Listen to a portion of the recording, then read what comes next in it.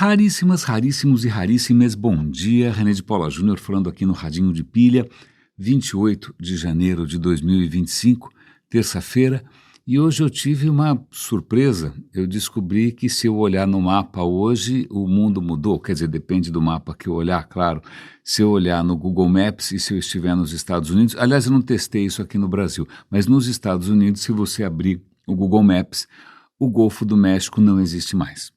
O Golfo do México agora se chama o Golfo da América. Houve outras mudanças, de repente alguns montes, alguns desses acidentes geográficos, acidentalmente, não foi acidentalmente, intencionalmente mudaram de nome, porque essa é a política do novo governo americano, né? E o Google, afinal, tem que obedecer alguma coisa nesse mundo. Não é? Então, isso é muito desconcertante.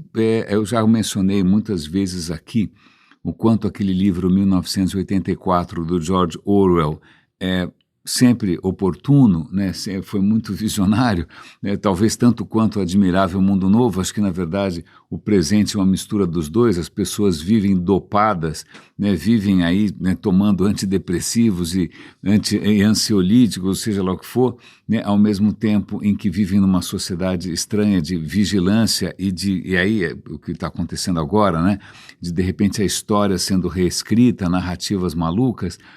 Mas eu me lembrei que recentemente, acho que eu já comentei com vocês em várias ocasiões, eu faço parte de um painel de ouvintes da BBC Internacional, da BBC de Londres. Então, volta e meia, é uma comunidade lá, eles soltam uma pergunta, e se a gente tiver alguma coisa a dizer, eu mando um áudio, ou então eu já me telefonaram, acho que umas 2 vezes, né, o que é um pouquinho mais angustiante, porque quando eu gravo alguma coisa numa língua estrangeira, eu tenho o tempo de eventualmente refazer ou regravar, mas quando você está sendo gravado com um repórter, a coisa é um pouco mais tensa, mas tudo bem.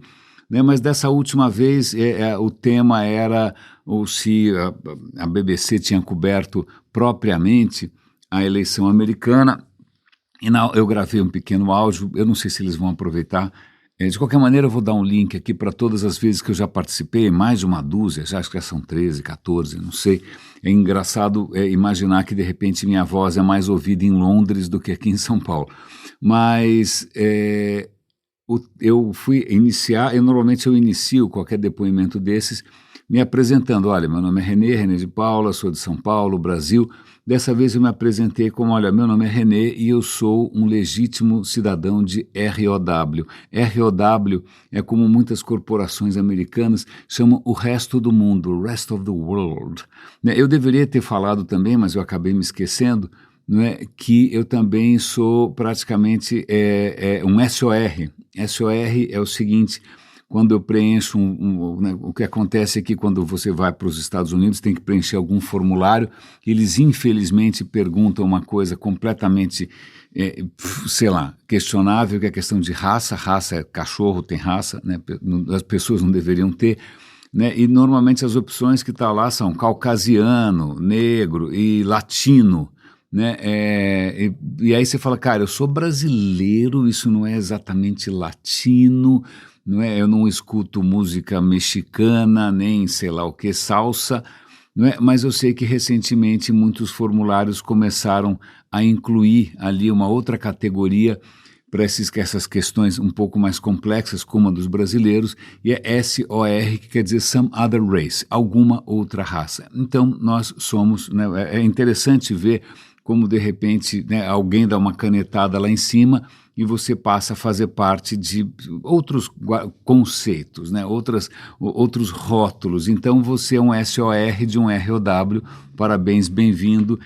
Isso bagunçou bastante. Eu tinha outras coisas para comentar com vocês, né, que eu estava tentando evitar um pouco falar dos desmandos desse desgoverno, desse triunfo, desses completos sociopatas bilionários, né, dessa época, para mim, completamente trevosa da história humana, mas não tem muito jeito. Aliás, eu fico imaginando se um dia alguém fizesse um livro de história, da história conhecida, devia ser, imagina, um calhamaço, vários volumes, mas se ele pudesse filtrar mudanças históricas que não foram promovidas por sociopatas, pronto, né? Ia sobrar provavelmente uma revistinha, né? Ou mudanças históricas que não foram provocadas por sociopatas, porque aí vem um agravante, que se acham em algum tipo de missão divina, né? Isso é muito peculiar. Acho que Hitler, num certo momento, também, além de ser um completo sociopata, com uma fome de poder e de morte, bom, não só ele, Stalin também e tal, mas num certo momento, Hitler vai achar que ele, na verdade, é uma mão, sei lá, um braço da providência, sei lá que providência, porque ele não era cristão, ele tinha horror ao cristianismo, né, mas ele acha que ele está numa missão sagrada. Não é? Agora o Trump novamente se acha, ele foi primeiro que Deus o salvou de um tiro na orelha. É mais uma razão para você né, não gostar muito dessa divindade, né?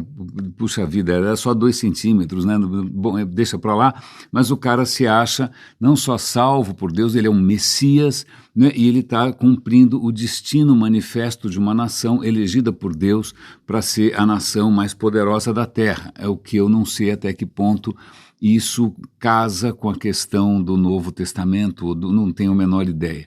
Né? Mas numa conversa paralela com um raríssimo, muito querido, eu estava, e também acho que hoje de manhã com a minha mulher no café, a questão para as pessoas acreditarem cegamente, né, e para abraçarem alguma bandeira, alguma causa e saírem, sei lá, atropelando os outros, matando os outros, a história não precisa ser coerente, né? Ela não precisa nem ser simples. A história, muitas vezes, se você for olhar de perto, sei lá, do Destino Manifesto, se você for olhar de perto toda a pseudo-teoria nazista de supremacia racial, ou seja o que for, é complicada, é bizarra, é estranha, ela não para em pé, mas essas contradições, na verdade, só enxerga quem não acredita. Quem olha de fora vê as contradições. Quem está ali embebido, embriagado, embriagado pelo quê? E nesse ponto eu sempre volto para a questão grega. Acho que os gregos tinham achado uma chave. A gente precisa, na verdade, entender isso um pouco melhor, né, que é um termo grego que na língua inglesa aparece bastante, que é hybris. Muitas vezes escreve como H-U-B-R-I-S, às vezes como H-Y-B-R-I-S, às vezes como H-I-B-R-I-S, tanto faz. Mas híbris é quando você se embriaga com a sua própria certeza, né? Híbris é quando você acha que nada de errado vai acontecer. Híbris é quando você acha que vai dar tudo certo e você pisa no acelerador e vamos que vamos, né? Grande parte das tragédias gregas é isso, é alguém que de repente acha que sabe mais do que todo mundo, sabe mais que os deuses, né? E normalmente na tragédia grega, na mitologia grega, quando você acha que pode mais que os deuses, eles não reagem bem, né? Normalmente alguma coisa ruim acontece.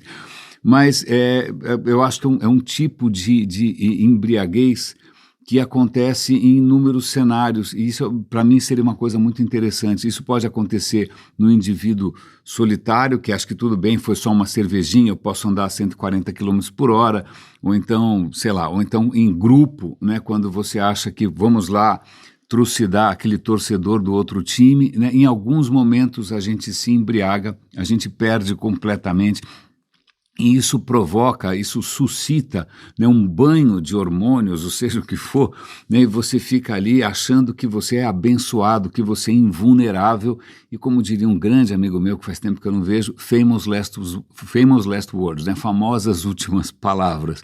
Não é? Porque, aliás, desculpe, eu tenho uma relativa dificuldade em acreditar tanto em sorte, né? Acreditar que hoje é meu dia de sorte, ou esse vai ser meu ano de sorte, ou se eu usar calça branca ou cueca laranja eu vou ter mais sorte, porque eu não consigo entender o que quer dizer sorte. Sorte significa que você, em algum momento, você está coberto por alguma substância ou energia que vai distorcer toda a física conhecida, não é? Como assim? Acaso, sim, acaso, eu acredito, acaso não quer dizer que as coisas aconteçam por acaso. Acaso simplesmente é porque você não conhece tudo que está em jogo, então é impossível você fazer uma previsão decente, porque, cara, você não conhece todas as forças em jogo, não tem como, né? Você não é uma criatura, né, onisciente para saber tudo o que vai acontecer. Então, acaso é perfeitamente, ainda mais quando você pensa em física quântica, mas não vou me aprofundar.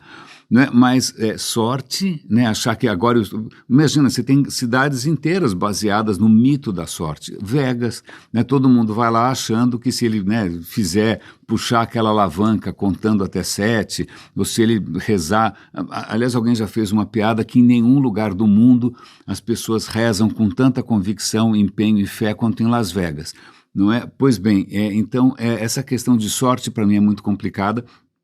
Eu me sinto muito mais livre, muito mais, muito mais dono dos acontecimentos se eu deixo de lado a questão de sorte ou azar, né? Olho gordo, azar, né? Sei lá o que, revolução solar, mas também uma coisa que eu tenho imensa dificuldade, quem sabe vocês me ajudam, quem sabe o ChatGPT me ajuda, que é a noção de bênção, né? Que é alguma divindade, o que você é abençoado.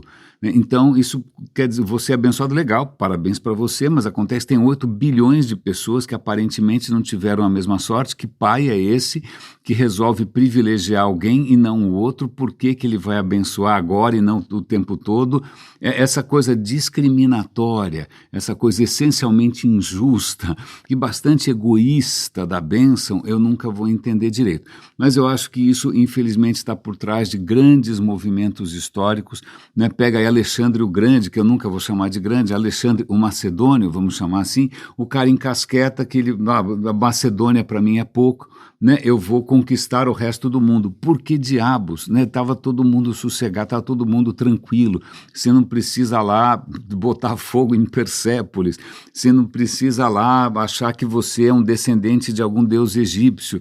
Mas não adianta, a história parece ser salpicada, pontuada ou contaminada justamente por essas figuras, né, que não só não têm coração e têm um estranho tesão, não pelo que deveria ter, né, que são as questões um pouco mais alegres e mais saudáveis, mas por poder ou por status, né, mas também essa embriaguez estranha de achar que você está protegido por forças superiores que escolheram você em detrimento de todos os outros.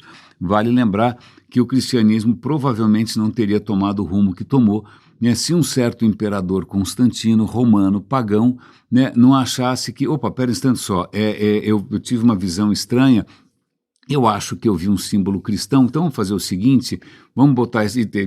A visão foi completa, acho que o cara devia estar muito calor, o cara não bebeu água, e aí ele teria visto, sob este signo vencerás, in hoc signo vinces, né, um símbolo em latim ainda por cima, não precisa nem traduzir, e aí os soldados colocam esse símbolo cristão aqui nos seus escudos, nas suas roupas, e aí adivinha o que acontece? Ele massacra o inimigo. Falou, o negócio aqui, esse nome tem poder, então agora, é nessa que eu vou. Né? Eu não sei se, de novo, estou eu aqui cobrando algum tipo de coerência, algum tipo de aderência a algum discurso inicial. Aliás, hoje de manhã eu não vou citar exatamente qual religião que eu estava questionando, mas eu estava muito interessado sobre uma religião sincrética, daquelas que misturam várias coisas, né?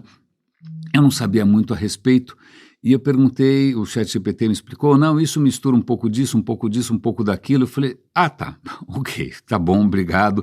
Né, eu não consigo entender como é que essas coisas todas conversam entre si, porque são tradições milenarmente diferentes. E aí o próprio GPT me perguntou, o que você acha dessa questão do sincretismo? Você acha que é uma tentativa de harmonizar?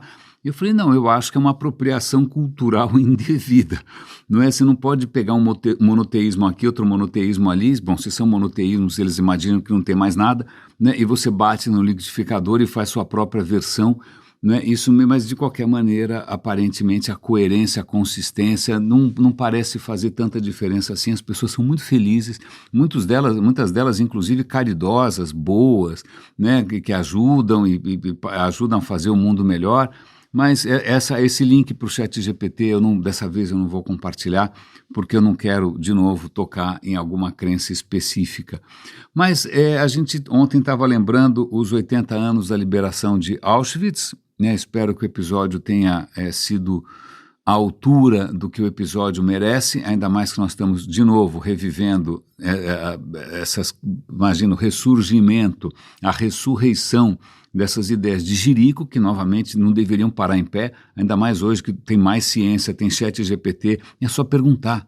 Pergunta se faz sentido supremacia racial, pergunta se faz sentido, né, a raça ariana ameaçada por raças... Pergunta. Aí ninguém vai levar a sério a resposta, né? Eu conheço gente que vai dizer que o ChatGPT deve ter sido treinado com conteúdos de esquerda, né? Mas tem outra data interessante para a gente lembrar, 2025, a gente comemora 100 anos, né, do nosso entendimento por que o mundo para em pé. Não é necessário tartarugas, não é necessário anjos, querubins, né, outras esferas, né, não é necessário karma e morte, não. Tudo se deve a uma peculiaridade do elétron. Ontem a gente estava falando do quanto a gente deve a algumas peculiaridades da água. Então a gente tem que agradecer que eu estou aqui de pé em cima de um edifício de, sei lá, 9 andares de edifício, não é que, que eu não estou caindo através da matéria.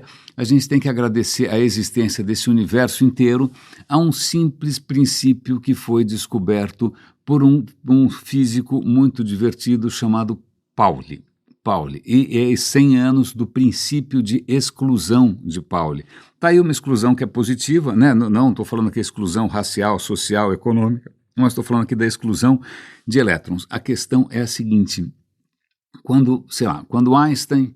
Não vamos pensar lá em Newton. Quando Newton conseguiu fazer umas fórmulas matemáticas ali para explicar como que a gravidade funciona, não é? A gravidade funciona, tem essa força aqui. Bom, então se você tem gravidade, por que as coisas não... por que a Lua não cai na nossa cabeça? Né? Por que a Terra não mergulha em direção ao Sol desesperadamente? Na verdade é porque a Lua está girando numa velocidade suficiente para, na verdade, conseguir escapar disso. Se a Lua desacelerar, ela vai entrar em rota de colisão.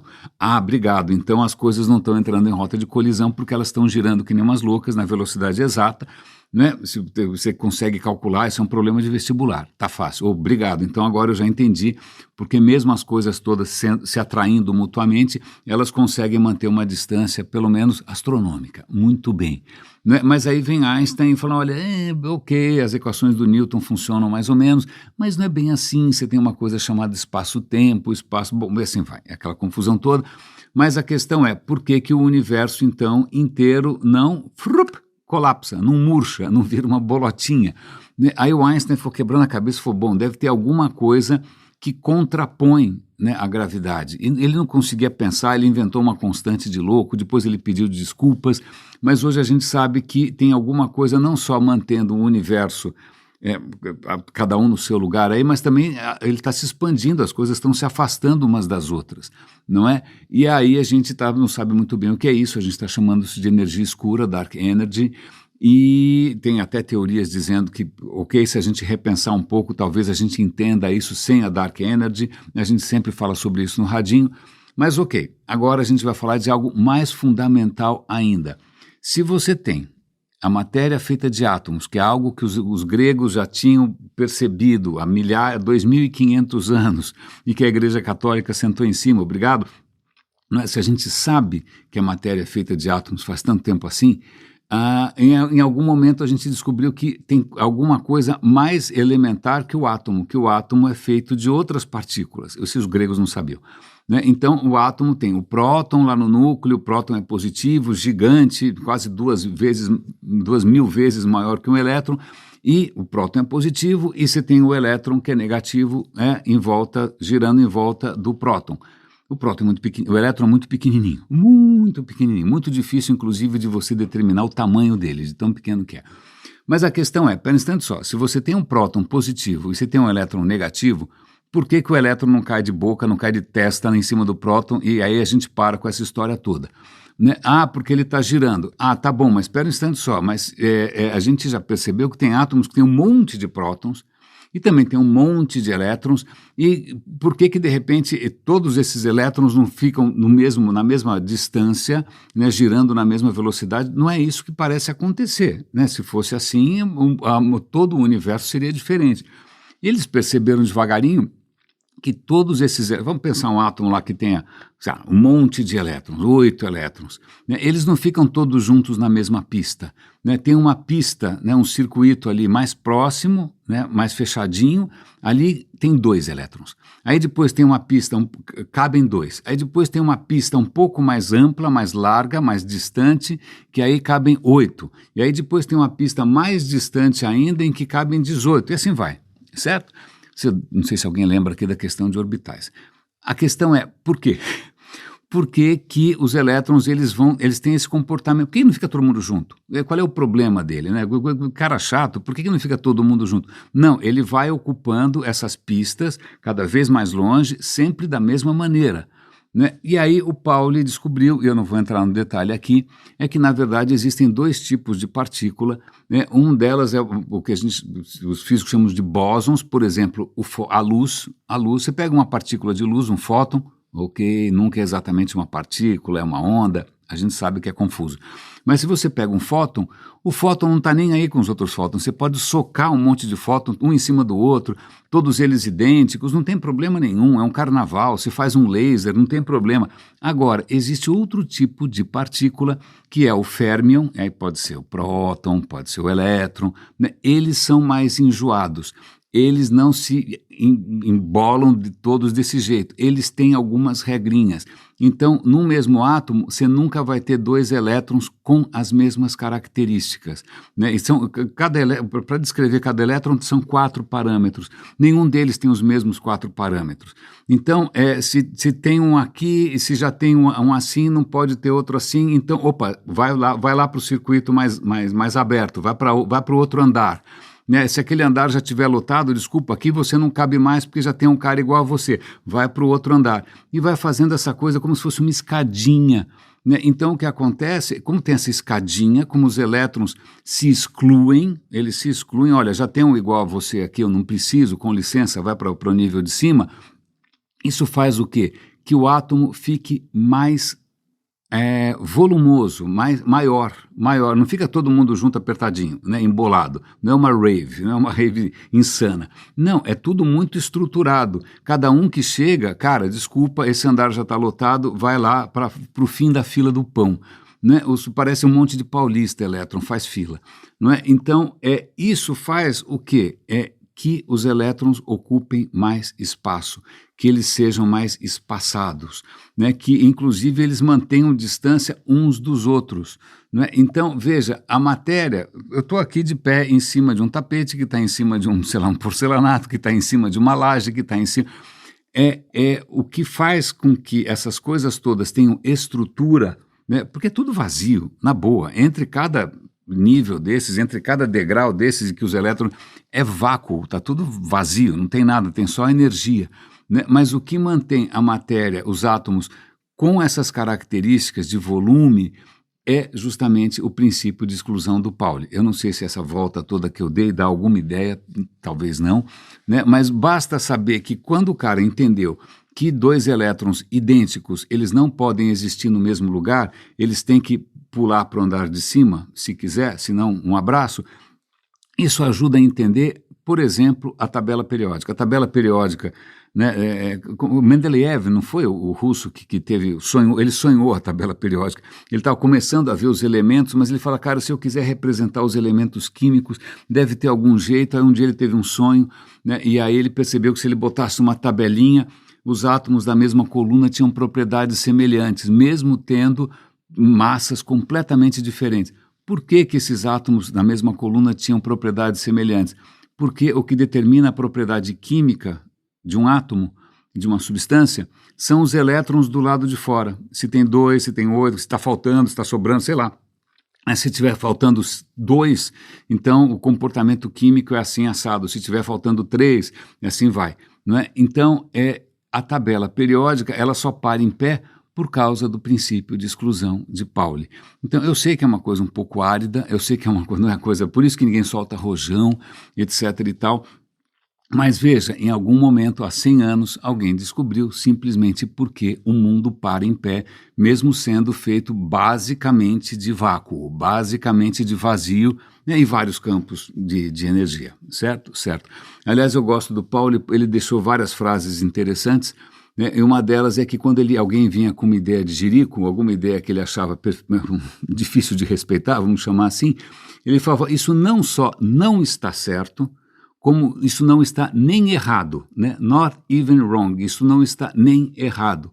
Né? Então, algumas ideias que a gente ouve, né, e que podem ser em qualquer campo, né, político, mitológico, seja lá o que for, né, elas não estão nem erradas, né, o nível de delírio é tão grande, mas curiosamente elas param em pé. Né? Alguém precisa me explicar como é que ideia sem pé nem cabeça e por que a gente tentar cobrar algum tipo de coerência, né, parece não fazer diferença nenhuma. Né? Não é que eu vou chegar para alguém que acredita, sei lá, em uma série de coisas que são um desafio para a razão, eu vou falar, olha, é o seguinte, o que eu tenho a oferecer para você, em troca, é um mundo onde não existe bênção, é um mundo onde não existe sorte, é um mundo onde não existe, sei lá, vai falando aí, né? É onde o universo não conta pontos, né? É um mundo onde a gente tem que contar um com o outro.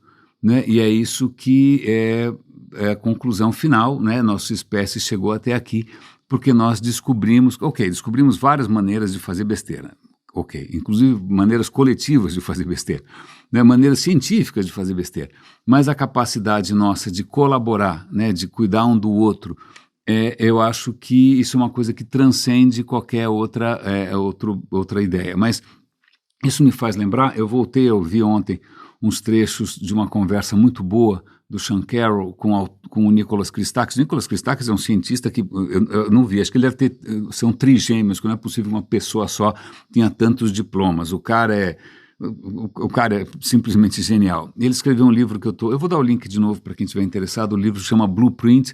O cara está tentando sugerir, com base em ciência, em evolução, né, e também experimentos que ele faz, o que pode ser o princípio para uma sociedade, ou para cidades, ou para organizações, ou para grupos mais humanos. É muito interessante, mas eu estou lá ouvindo mais um trecho da conversa, e ele fala uma coisa interessante, que durante muito tempo, né, quando você ia estudar alguma disciplina, né, sei lá, o cientista, o especialista, ou o guru, ou o bispo, falam, não, essa é uma coisa que só os humanos têm. Sei lá, só os humanos criam ferramentas. Aí a gente descobre que isso não é verdade.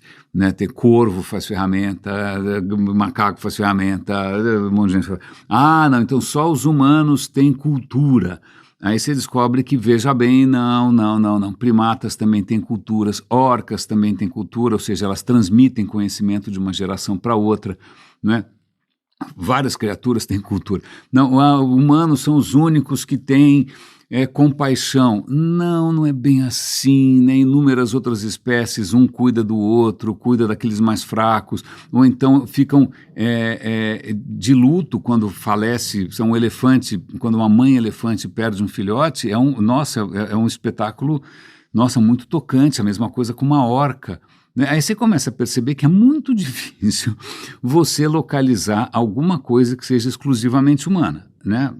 Todo mundo está querendo, de alguma maneira, justificar que a gente é filho de alguém, ou a imagem, semelhança, mas, desculpa, não é isso que a realidade mostra. E tem uma questão que é essencialmente humana, mas que não é exclusivamente humana, que é a questão da amizade. Né? Várias criaturas têm amigos, então golfinhos têm amigos, inclusive golfinhos têm nomes para os amigos, eles chamam os amigos pelo nome. Elefantes também têm, alguns primatas também têm, algumas criaturas sociais têm nome próprio, né? E tem amigos. A definição de amigo é muito interessante, porque amigo é aquele que você faz coisas sem esperar nada em troca imediata. Não é porque eu te dou, porque eu estou imaginando que você retribua imediatamente. Não é uma relação comercial, não é uma relação transacional. Né? Amigo não necessariamente é do seu grupo, não é consanguíneo, não é seu parente. Não é? Então, essa questão da amizade é até do ponto de vista evolutivo, não é tão simples assim quanto você explicar, por exemplo, por que um pai cuida do seu próprio filho, entre outras coisas porque o filho tem metade do DNA dele, né? Então, é o DNA querendo aí se perpetuar no tempo. Mas agora, amigo? né? Amigo você só consegue explicar, sei lá, em princípio, quando você pensa num grupo saudável, onde existem relações de confiança e de dependência que não se baseiam exclusivamente no sangue, né, ou no parentesco, são sociedades mais resilientes, porque você pode confiar e você pode criar relações muito mais diversas e muito mais amplas fora daquela que você foi condenado pelo destino, não é? Isso é muito interessante, eu acho isso especialmente interessante, porque você tem muitas doutrinas que pensam assim, olha, você tem que amar ao próximo. Eu sempre tive uma grande dificuldade, eu lembro quando era criança, que eu falo, amor, tá legal, amar mamãe, papai, bonitinho e tal. Aí, mas ao mesmo tempo, quando alguém queria falar de sexo, falava de fazer amor. Aí eu falei, deixa eu entender, fazer amor implica orifícios, implica, deixa eu ver, né, mucosas, implica orgasmos, espera um instante só, mas por que é a mesma palavra? Eu nunca entendi, é uma palavra que é usada para torto e a direito, né, lógico que vão tentar falar de ágape, outros tipos de amor, platônico, etc e tal, mas tem uma questão que é interessante aqui, que é essa questão de considerar o próximo um irmão. Isso é muito. O Christakis fala uma coisa muito interessante, porque fala: olha, basta ver qualquer novelinha da Globo ou Shakespeare para ver que se você tem irmãos, eles não necessariamente estão no estado de harmonia, porque um vai ser preferido do papai, o outro vai ser preferido da mamãe, um está interessado na herança, o outro não está, o outro é um perdulário, né? Então você vai ter ao longo da história inúmeros episódios em que irmãos se trucidam, né? Pelo simples fato de estarem disputando algum recurso, em princípio escasso. Né? Agora, se você sai um pouco dessa história, e aliás, irmão, você considerar o próximo um irmão é um pouco difícil quando o cara é muito diferente. Né? Você não, na prática, não está funcionando. Você tem 2.000 ou 3.000 anos desse tipo de pensamento, e não está funcionando muito bem. Na primeira ocasião você vai achar que vale a pena deportar o cara, você vai achar que vale a pena construir um muro, você vai achar que vale a pena colocar num campo de concentração, sei lá eu, né? Porque você não consegue, irmão é um critério muito exclusivo, né? Agora, se você pensa em amizade, aí a coisa muda de figura. Então vocês, por favor, comecem aí, eu não tenho essa capacidade, comecem algum tipo de movimento, né, internacional, com algum tipo de narrativa bastante empolgante sobre o valor da amizade. Né? A amizade, que a amizade não requer a mesma idade, não requer o mesmo DNA, não requer o mesmo parentesco, não requer nem mesmo a mesma língua, não requer a mesma cor de pele, né? E amigos, puxa vida, são para a vida inteira. Né? Amigos de verdade são para a vida inteira. Qualquer um que tem advogados na família sabe que, né, o direito de família prospera justamente porque é um arranca-rabo que não tem mais fim por questões simplesmente pífias, né? Por questões de dinheiro, por questões de preferência. Então, só estou fazendo aqui, né, uma pequena digressão. Eu estou com essas ideias na cabeça simplesmente porque eu estou vendo a ressurreição, o ressurgimento de narrativas que não deveriam parar em pé. Deve ter algum princípio de exclusão de Pauli que explica por que a gente consegue estruturar de pé coisas que, em princípio, deveriam colapsar na primeira observação. E já que eu estava falando aqui de história e do papel histórico de sociopatas, eu tenho duas reportagens aqui, não estão necessariamente conectadas, mas que conceitualmente estão. A gente tem que agradecer, às vezes, a coisas muito... já que a gente está falando de acaso, não é mesmo? Acaso total. A gente estava lá em Foz do Iguaçu e um animalzinho que tem para tudo quanto é lado lá é um bichinho chamado coati. É um bichinho muito atrevido, eles andam em bandos, né? As crianças adoram, ele é engraçadinho, tem um rabinho gozado, mas são umas criaturas muito oportunistas, reviram lixo, sobem na mesa, né? Comem o café da manhã dos hóspedes e tal. E eu olhei e falei, eu acho que, né, depois que caiu aquele meteoro, né, há 66 milhões de anos e matou os dinossauros todos, eu acho que o que sobrou era uma criatura parecida com essa. Então somos todos descendentes de algum mamífero pequenininho, safado, oportunista desse tipo. Né? Mas aí, ok, teve um meteoro que livrou a gente dos dinossauros, mas tem alguns meteoros que vale a pena a gente, e não só o Trump, claro, ou Bolsonaro, ou Lula também, que vale a pena a gente mencionar. Então tem um artigo aqui muito interessante sobre não só o que fez os dinossauros simplesmente virarem história, virarem fósseis, mas o que deu origem ao triunfo dos dinossauros, porque durante, sei lá, 100 milhões de anos, ou um pouco, 150 milhões de anos, os dinossauros dominaram o planeta, mas eles não eram, em princípio, os dominantes. Acontece que, né, eu nunca lembro a ordem dessas eras, mas quando você sai da era do Triássico para o Jurássico, mais ou menos há uns 200 milhões de anos, mais ou menos por aí, não é? O que acontece é que acontece alguma coisa, porque tinha os dinossauros e várias outras criaturas gigantescas, e essas criaturas gigantescas, anfíbias, tal, de uma hora para outra desaparecem e sobram só os dinossauros. Que beleza. Não é? O que aconteceu? Tudo indica que tenha sido uma erupção vulcânica, mas não uma erupção vulcânica catastrófica, uma erupção vulcânica que durou centenas de milhares de anos, né, e que foi lançando na atmosfera uma quantidade colossal, né, de gás carbônico, de enxofre, aí um Deus nos acuda. Né? Então você vê vestígios disso, né, no fundo dos oceanos, você vê vestígios disso no solo, você vê vestígios disso, deve ter sido um horror, a temperatura deve ter caído muito. Né? Você deve ter tido chuva ácida. Então, os dinossauros se beneficiaram de uma erupção vulcânica. E aí é interessante que a história humana também foi impactada por erupções vulcânicas. Se você já viu, e certamente viu, nem que tenha sido um imã de geladeira, aquele quadro do Munch, que é o grito, que é aquela coisa toda distorcida de um cara dando um berro, não é? Aquele céu, não é que o cara tomou um alucinógeno, não é a questão, é que realmente o céu, naquele momento, no final do século XIX, o céu estava enlouquecido, porque tinha estourado um vulcão chamado Krakatoa. O vulcão Krakatoa, equivalente a mais ou menos, 5 mil bombas de Hiroshima, não é? Ele, lançou uma quantidade gigante de sedimentos na atmosfera, né? A atmosfera mudou de cor, a temperatura caiu, você teve impactos na agricultura, no clima, né? Mas aí, esse é o Krakatoa. Mas se você voltar um pouco mais no tempo, agora eu tenho medo de me confundir aqui, dê uma olhada aqui para não confundir os nomes. O que acontece é que se você leu Frankenstein, se você não leu, você viu algum seriado, você viu Os Monstros, Família Addams, né? Se você viu algum Frankenstein na vida, né?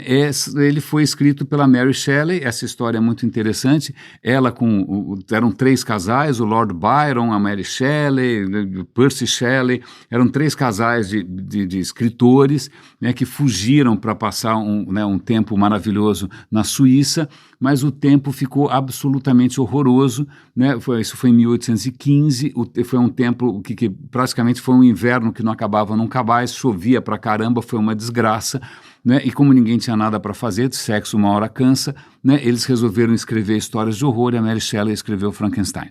Tá bom? Eu posso dar um link.